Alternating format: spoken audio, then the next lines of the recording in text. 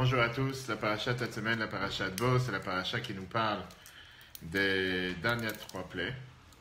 Et on voit dans la paracha de cette semaine, on va voir ensemble aujourd'hui, à part les enseignements qu'on a déjà vus au début de la semaine, samedi soir, dimanche soir, et dans le cours de lundi sur les tefilines, pas seulement sur les tefilines, mais on a vu aussi sur les premiers plaies. On va voir aussi, on a parlé bien sûr sur le calendrier qu'il y a dans la paracha de cette semaine, la mitzvah de Rosh Chodesh. Aujourd'hui, on va voir ensemble un enseignement très riche qu'il y a sur la 10e plaie, qui est Makat Bechorot. Pourquoi la 10e plaie? Parce qu'on voit qu'il y a quelque chose de particulier qui se passe avec cette 10e plaie qui ne s'est pas passé avec tous les autres plaies. Tout d'abord, dans la paracha, on voit comment Dieu dit à Pharaon qu'est-ce qui va se passer avec la dernière plaie qui est la mort des premiers-nés. Et Dieu lui dit la chose suivante, regarde dans le premier verset. Comme Hachem, Moïse dit ainsi à parler l'Éternel, au milieu de la nuit, je m'avancerai à travers l'Égypte, je parcourrai le pays d'Égypte, je frapperai tout premier-né dans le pays d'Égypte, depuis l'homme jusqu'à la bête, et je ferai justice de toutes les divinités de l'Égypte, moi l'Éternel. Et on sait très bien qu'il y a ici un problème. Rashi vient et nous dit pourquoi Dieu il a dû dire Kachatzot Alayla, Kachatzot Alayla qui veut dire au milieu de la nuit, à la division de la nuit, à minuit précisément. Mais nos maîtres l'ont interpellé dans la Gemara Brachot 4.1, comme si Moïse avait dit vers le milieu de la nuit. Il n'a pas dit au milieu, car il craint que les astrologues de Pharaon, à la suite d'une erreur qu'ils auraient pu commettre, en viennent à dire Moïse est un menteur. Cependant, Dieu connaît ses instants et a dit au milieu. Qu'est-ce que ça veut dire? C'est la première fois dans l'histoire, c'est la première fois dans les 10 commandements que Dieu il vient et il te donne une heure précise. À minuit précis, je viens et je frappe. C'est comme si, imagine-toi aujourd'hui, l'armée américaine, l'armée israélienne, hier soir à Jenin. D'ailleurs, c'est les Mishmar avec vous, les gars de frontière avec qui on était il y a 2 semaines, qu'ils sont battus à battre les terroristes hier soir. Qu'eux, ils viennent et ils te disent, ils préviennent un terroriste en disant, à minuit ce soir, on frappe. En général, ça ne se passe pas. Personne ne fait une telle chose. Mais là, on voit comme quoi Dieu, pour la première et dernière fois, il vient et il dit à Moshe, dis-lui à Pharaon que ce soir à minuit, tel jour, je vais venir et je vais frapper. Ça veut dire qu'on sait très bien que la plaie s'est abattue à une heure précise.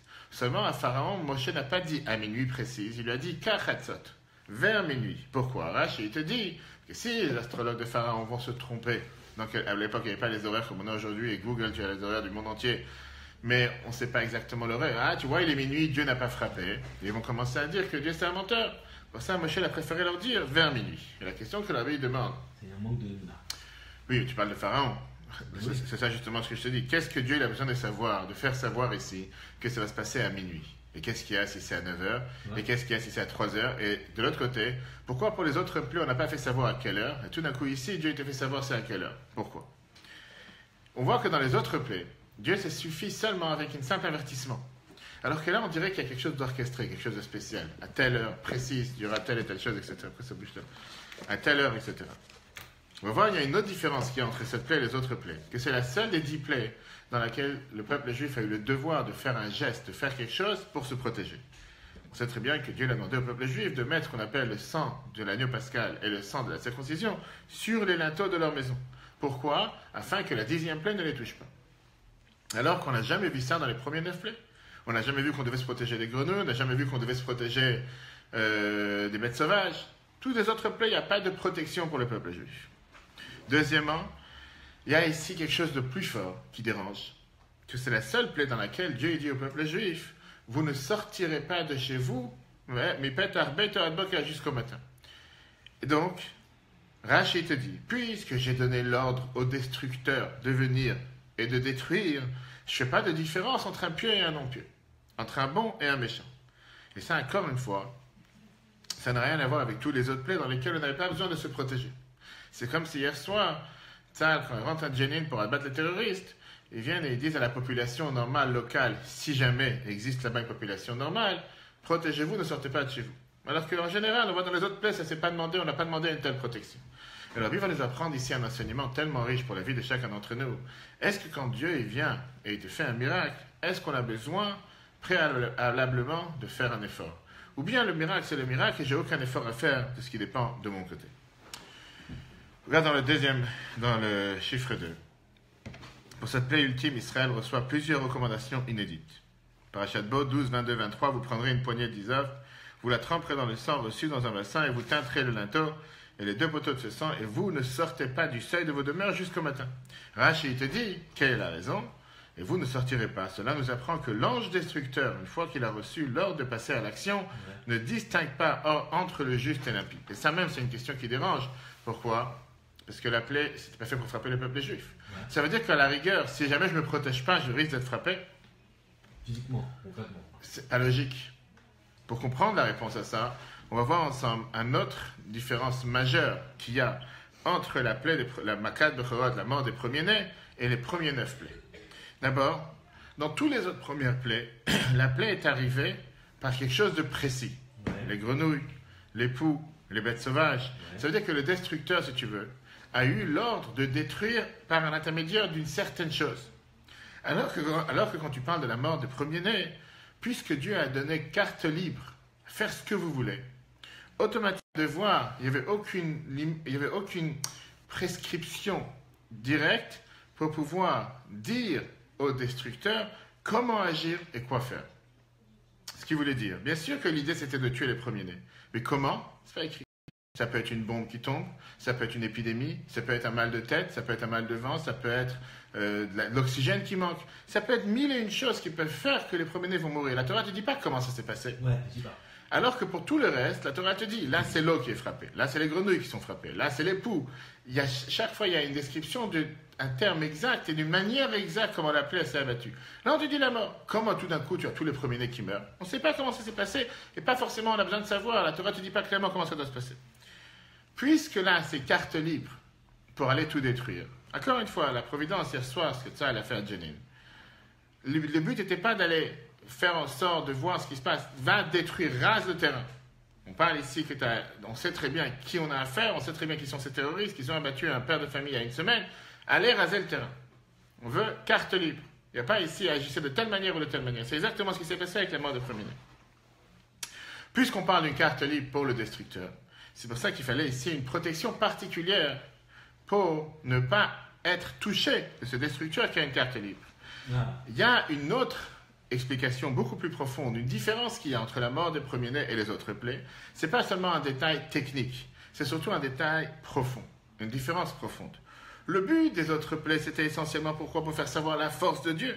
Par exemple, c'est très bien que la plaie qui était avec le sang, c'était parce que Dieu disait clairement, Bezot Teda, grâce à ça, vous allez savoir qu'il y a ni Hachem que je suis Dieu. Que je suis Dieu. Je vais taper avec le bâton qu'il y a dans ma main.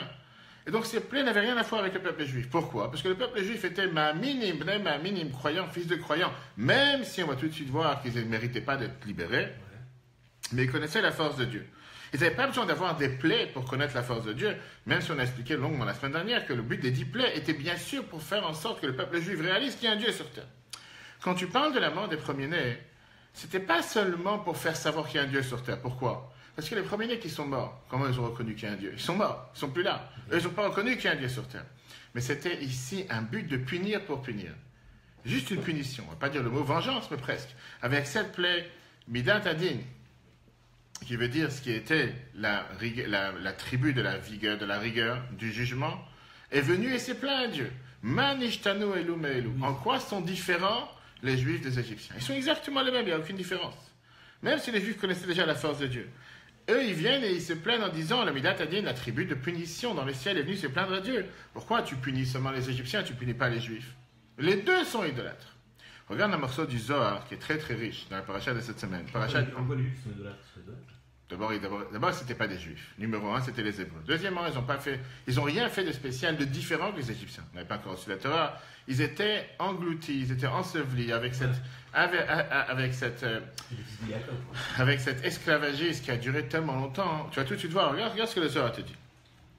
Le Zohar te dit sur la phrase qu'on dit dans Yitro dans 2 semaines, Anochi Hashem Elokecha, je suis Dieu ton Dieu. Je te dis en oral.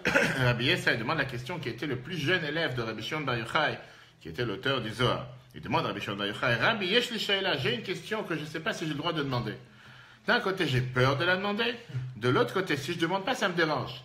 Rabbi Shimon Bar Yochai, Rashbi dit à son élève, Sheal demande la question. Son élève, il lui dit, pourquoi Dieu il doit à chaque fois dire Anochi Hashem Elokecha, je suis Dieu ton Dieu, qui t'a fait sortir d'Égypte. Je suis votre Dieu qui vous avait fait sortir d'Égypte.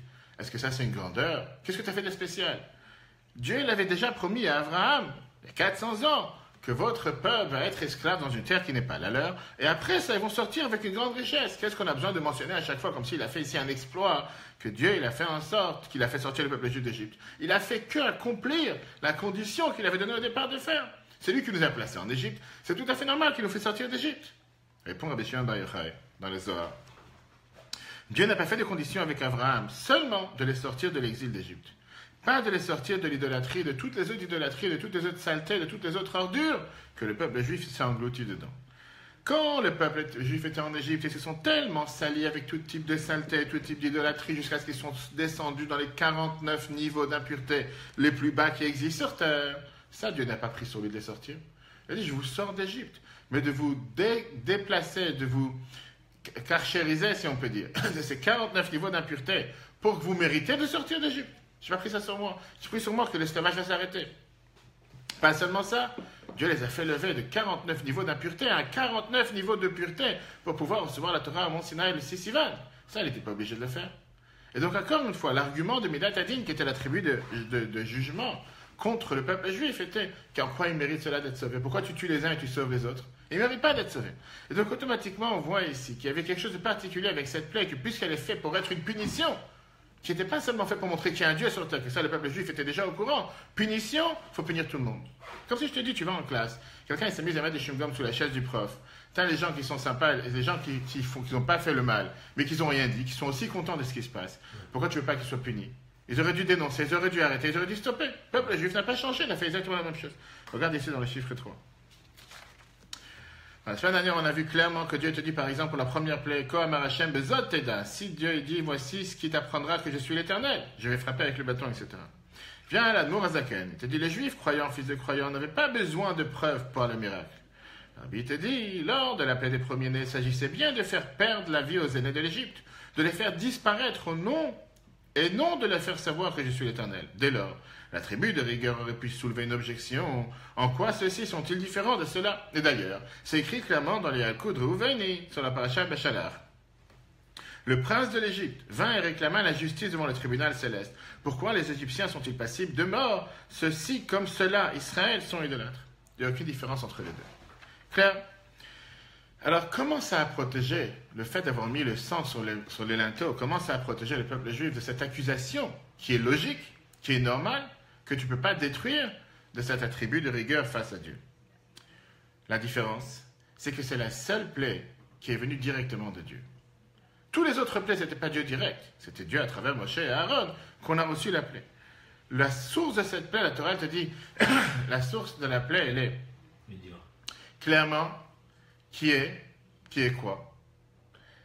Jusqu'à présent, c'était Moshe et Aaron qui agissaient en qualité d'émissaire de Dieu, d'envoyé de Dieu. Alors que là, Dieu il t'a dit, tu sais quoi?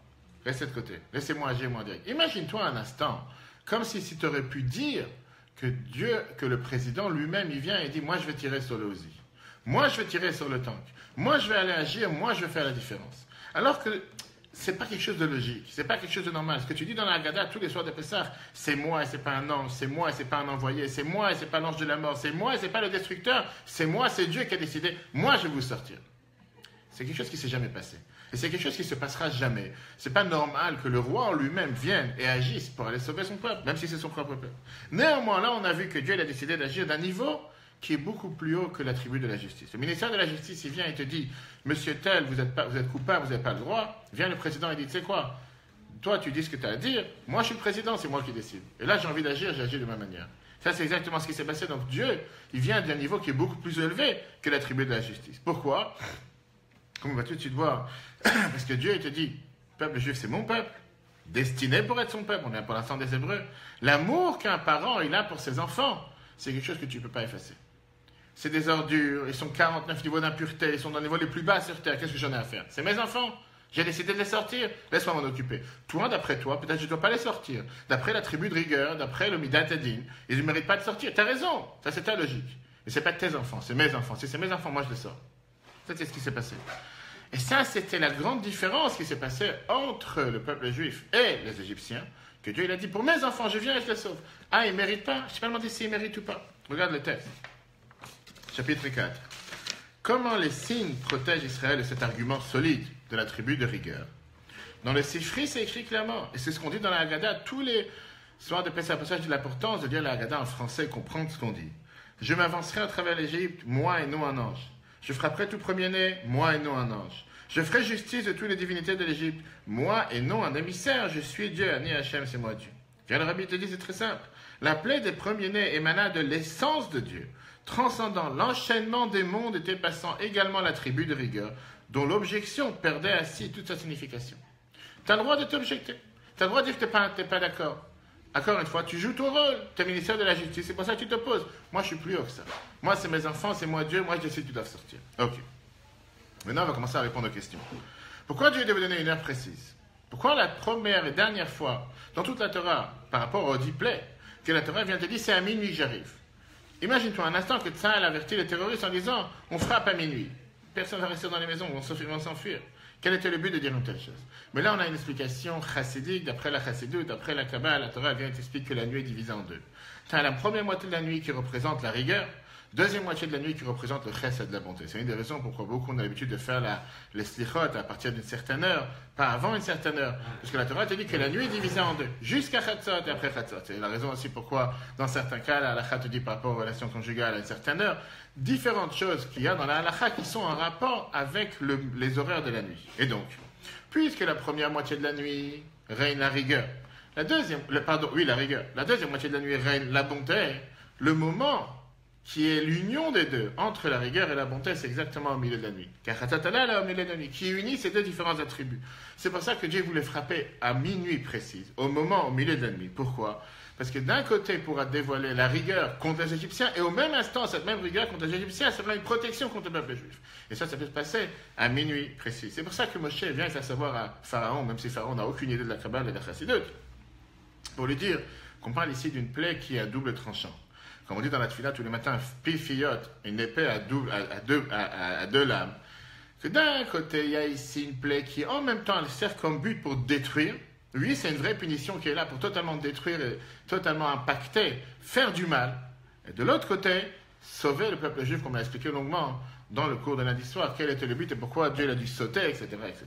Regarde dans le 5. Cela explique pourquoi la plaie devait arriver précisément au milieu de la nuit. Le Morazaken, dans le Tzemach Tzedek, nous dit, dans le Torah, la première partie de la nuit appartient à la tribu de rigueur, la seconde partie de la tribu est de bonté. L'instant de minuit réunit ces deux aspects opposés car il porte en lui la lumière transcendant l'enchaînement des mondes. En effet, pour réunir deux éléments opposés, il faut dépasser l'un et l'autre. Là, le Rabbi t'explique, lors de la plaie des premiers-nés se révéla l'amour profond de Dieu pour Israël, dépassant toute justification, toute explication logique. C'est pour cela que Moïse précisa au Pharaon l'heure de cette plaie, vers le milieu de la nuit, pour lui indiquer que celle-ci serait une révélation du stade transcendant l'enchaînement des mondes, et que même si la destruction était déclenchée, Israël serait indemne. Pense pas, comme on a dit tout à l'heure, que puisque j'ai donné permission aux destructeurs de venir et détruire, qu'automatiquement il n'y a pas de chance pour le peuple juif. Non, j'ai choisi un moment précis.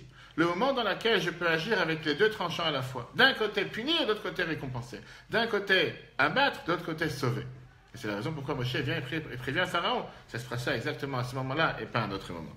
Si tu fais ce que je te dis, tu seras... Une seconde, on va arriver juste à ce que tu viens de dire. Parce que là, d'après ce qu'on vient de dire, ça remet en question tout ce qui s'est passé avec cette plaie. Si jamais Dieu il agit par amour au peuple juif, si jamais Dieu il agit parce qu'il aime son enfant, quoi qu'il arrive, quoi que la tribu de rigueur vient et se plaint contre, peu importe, j'ai décidé que moi je vais les sauver.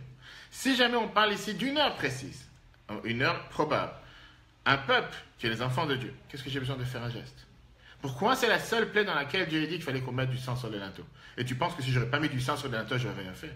Qu'est-ce que j'ai besoin de faire quoi que ce soit? J'ai besoin de te faire savoir que je suis ton fils. J'ai besoin de mettre une étiquette. Je suis ton fils, tu dois te rappeler que je suis ton fils. Si je suis ton fils, tu sais que je suis ton fils. J'ai pas besoin de rien faire. Pourquoi pour cette plaie qui est à un niveau si différent de tous les autres, dans laquelle Dieu dit à Pharaon, je frappe à une heure précise, je les sauve malgré qu'ils ne méritent pas. Qu'est-ce que j'ai besoin de rien faire? Et ça, c'est justement la question qui est demandée, c'est une base fondamentale du judaïsme. Est-ce que quand Dieu donne une bénédiction à qui que ce soit, je dois préalablement faire un effort? Et le Rabbi donnait toujours la réponse écrite dans Yom Yom, que de la même manière que la pluie qui tombe sur le ciment, ça ne pousse pas. Il faut que ça pousse sur un champ labouré, semer pour pouvoir récolter. Exactement la même chose avec toutes les bénédictions que Dieu nous donne. Bien sûr que Dieu, la Torah, nous dit dans la prière tous les matins, Avarach Haman, un Père miséricorde, Chachum Vechanoun, il a la miséricorde et il a la pitié.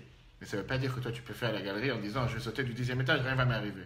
Sois pas bête, fais ce qu'il te demande, fais un effort de ta part et tu mériteras la bénédiction. Regarde le texte. Puisque si jamais Dieu s'occupe de nous en direct, qu'est-ce que j'ai besoin de faire quoi que ce soit? Et la réponse, elle est que Dieu décide que la seule manière de pouvoir bénéficier de sa bénédiction, c'est à condition que moi je fasse un effort de ma part. Et donc, on va tout de suite voir que l'effort qui a été demandé au peuple juif, c'était un effort à double tranchant également. Qu'est-ce qu'on a dit tout à l'heure? Il fallait avoir le sang de l'agneau pascal et le sang de la circoncision. Quel est le but? Pourquoi juste ces deux mitzvot et rien d'autre? Pourquoi Dieu n'a pas dit manger caché, faites Shabbat? Ces deux sangs-là, ils étaient mélangés dans le Oui, pour le mettre sur les linteaux. On n'a pas dit qu'il fallait mettre. Quel était le but? Le but était. Non, on ne parle pas qu'il fallait mettre du sang de la circoncision sur les murs. C'était la mitzvah. D'accord? Quand même. Le but, c'était quoi? On parle ici d'un lien surnaturel avec Dieu. C'est quoi l'idée de la circoncision? C'est un enfant qui a 8 jours et ne comprend pas encore quoi que ce soit. Néanmoins, on l'attache directement avec Dieu de manière surnaturelle. C'est quoi Pessah? L'agneau pascal. Prendre l'idolâtrie d'Égypte. Ce qui a été considéré comme du feu. Avec quoi tu te permets de prendre le mouton, l'attacher à ton lit pendant 4 jours, en sachant que tu risques ta vie.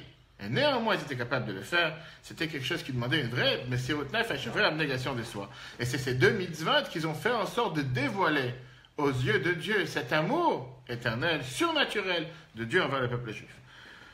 Regarde le 6. Pour autant, les enfants d'Israël ne pouvaient se passer de signes distinctifs. À côté, car la bénédiction nécessite au préalable un effort parallèle au dévoilement. Toutes les bénédictions célestes que l'homme obtient se révèlent par l'intermédiaire de l'effort qu'il consent ici-bas.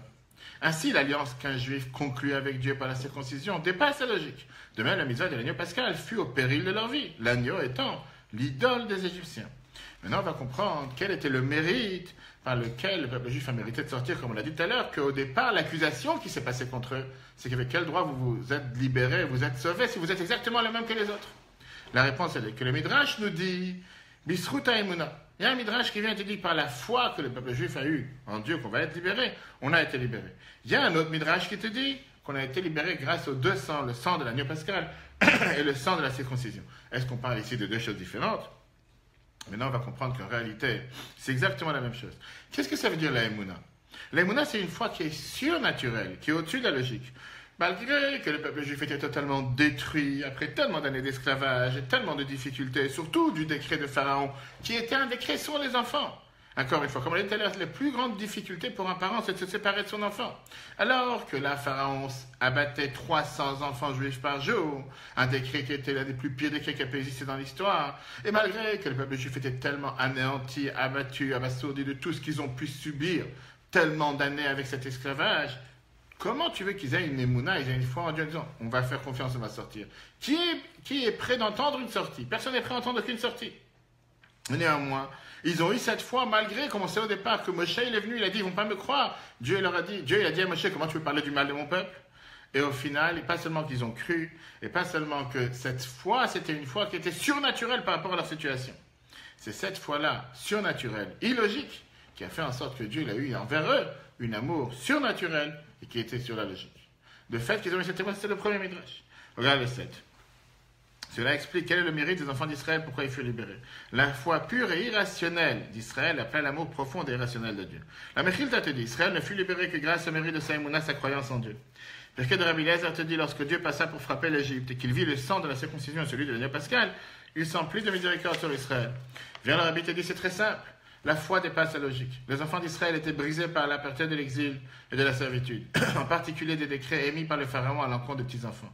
Malgré tout cela, ils crurent d'une foi pure en la délivrance que leur annonçait Moïse. Cette foi pure dépassant toute logique, appela de la part de Dieu un amour profond au-delà de la rationalité. Mesure pour mesure. Le fait d'avoir cette foi irrationnelle, Dieu l'agit envers eux avec un amour irrationnel. Très bien. Alors maintenant, on va comprendre qu'est-ce qu'on a besoin d'avoir le deuxième symbole. On a dit qu'il fallait d'abord la Emouna, il fallait aussi avoir le sang de l'agneau pascal et le sang de la circoncision. Et on a dit tout à l'heure que le fait de faire cette plaie à minuit, au milieu de la nuit, ça rassemblait les deux, chesed et gvura, bonté et rigueur, les forces du haut et les forces du bas. Ces deux symboles, justement, rassemblent chacune d'entre elles, la circoncision et l'agneau pascal, le bien et le mal, les forces du haut et les forces du bas, la bonté et la rigueur. D'un côté, La Brit Mila, la circoncision, c'est l'alliance la plus élevée qu'on a avec Dieu ou dans l'endroit le plus bas du corps. L'endroit le plus terrestre, le plus grossier, le plus matériel. L'agneau pascal, on élève à l'Akdusha, on élève à la sainteté. L'animal qui représentait la plus grande impureté d'Égypte, qui était l'idolâtrie d'Égypte.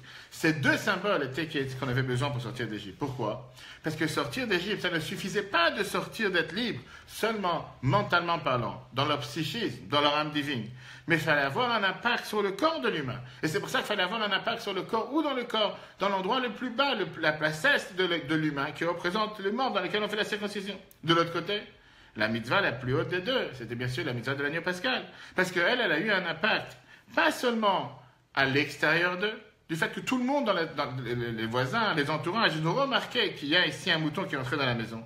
Et donc ça a eu un impact dans leur psychisme aussi. Ce qu'on a expliqué, si tu te rappelles, la semaine dernière, je crois cette semaine dans la vidéo de dimanche matin, pourquoi il fallait avoir 4 jours, pourquoi il fallait attendre 4 jours, pourquoi on ne pouvait pas prendre l'agneau et l'abattre tout de suite, pourquoi 4 jours? Pour qu'ils puissent intégrer, qu'ils puissent comprendre, qu'ils puissent méditer et réfléchir que oui, on doit se séparer de cette idolâtrie. Pas juste sur un coup de tête et après demain matin regretter. C'est pour ça que le Midrash nous dit que faire la circoncision était une préparation à l'agneau pascal. Et ces deux ensemble, on fait en sorte qu'on a mérité, ensemble avec la foi qu'on a eue, de pouvoir être libéré. Regarde le 8. Pourquoi avait-on besoin de deux signes, circoncision puis l'agneau pascal? La circoncision révèle la divinité dans la chair physique la plus basse. Le sacrifice de Pessah met en divinité, en évidence, l'extérieur de l'homme dans la partie du monde qui lui est confiée. Ces signes dévoilent Dieu dans l'endroit les plus bas. Qu'est-ce qu'on vient de voir?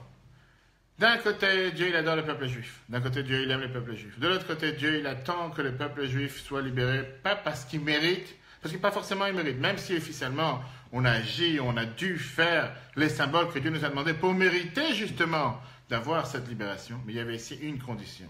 Et la condition, elle est ce qu'on a dit tout à l'heure, qu'une bénédiction nécessite au préalable un effort de la part de chacun d'entre nous.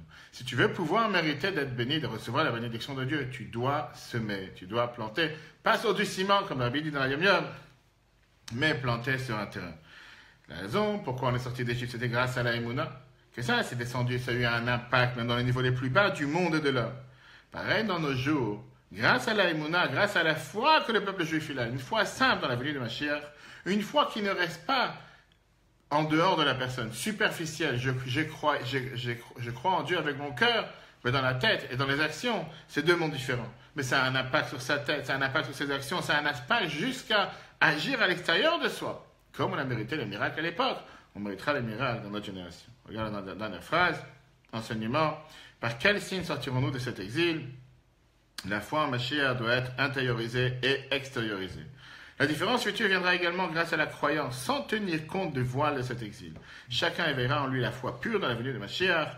Cela influera même sur les parties les plus basses. Mais comme on l'a dit tout à l'heure, on a besoin pour ça aussi d'agir. Tu ne peux pas agir d'une manière comme si totalement déconnectée. Dieu va me sauver parce que j'ai une foi, c'est tout. Ça répond à ce que beaucoup de gens des fois étaient dit, monsieur le rabbin, je crois en Dieu dans mon cœur, ça reste dans mon cœur. Tu dis que si tu dis à ta femme du matin jusqu'au soir que tu l'aimes avec ton cœur, mais tu fais rien pour lui montrer que tu l'aimes, je ne pense pas que tu vas rester longtemps ensemble. Exactement la même chose, spirituellement parlant. On ne peut pas dire à Dieu du matin jusqu'au soir, j'ai la foi, je crois en Dieu, ça reste dans mon cœur, c'est quelque chose de perso, mais dans les actions, ça ne me demande rien de faire. Même le peuple juif en Égypte, avec tout l'amour que Dieu avait envers eux, avec tout ce qu'il a pris sur lui pour les sauver, avec tout ce qu'il a pris sur lui pour les faire sortir d'Égypte, malgré qu'ils ne méritaient pas, il fallait quand même faire un effort. Et c'était un effort considérable, il ne faut pas minimiser. C'est vrai qu'ils n'avaient pas les 613 commandements, mais ne pas oublier qu'il y avait l'agneau pascal, c'était un risque, qu'on était au péril de leur vie. Si jamais ils l'auraient fait, les Égyptiens, j'aurais pu tellement les attaquer sur le fait qu'ils vont abattre leur vie. Je ne sais pas qu'est-ce qui se passe aujourd'hui en Inde, où notre cher Bibi Netanyahu, le premier ministre israélien, est présent aujourd'hui. Aujourd'hui, il va visiter le Betravad à Bombay. Mais imagine-toi un instant que tu vas toucher à une vache en Inde, qui est le dieu des Indes et qu'on leur fait tellement attention. Je ne sais pas ce qui peut leur arriver. Imagine-toi en Égypte. Tout le peuple juif s'abat à l'idolâtrie d'Égypte. Et pareil avec la circoncision, quelque chose qu'ils n'avaient pas le devoir de faire. Mais ça, c'était la condition sine qua non qui était préalable à pouvoir mériter la délivrance de Dieu. Grâce à ça, on a mérité d'être libéré. Comme la Bible détermine, quand on agit de cette manière, on est garanti d'être libéré aussi aujourd'hui. Que Dieu fasse qu'on puisse entendre toujours que des bonnes nouvelles de tous les peuples juifs. Que nos soldats soient protégés partout où ils sont. Qu'ils puissent mériter de voir la réussite dans toutes leurs actions, comme hier soir, chaque jour, jusqu'à très prochainement, la venue de Mashiach. Très bonne journée à tous. Le cours sera en replay sur l'application eTorah sur Google Play dans l'après-midi, plus tous les autres cours que vous avez eu cette semaine.